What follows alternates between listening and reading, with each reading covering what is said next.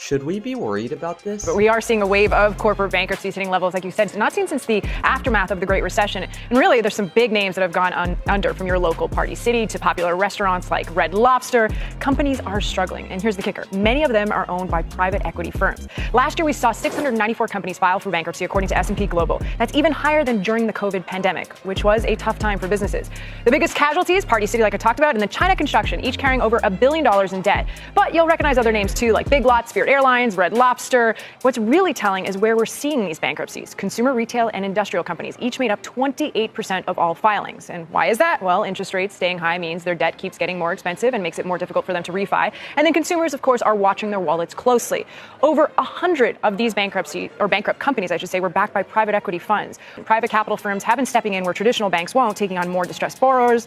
Now they're facing the same harsh reality of high rates and tight consumer spending that's hitting everyone else. But I think you make a great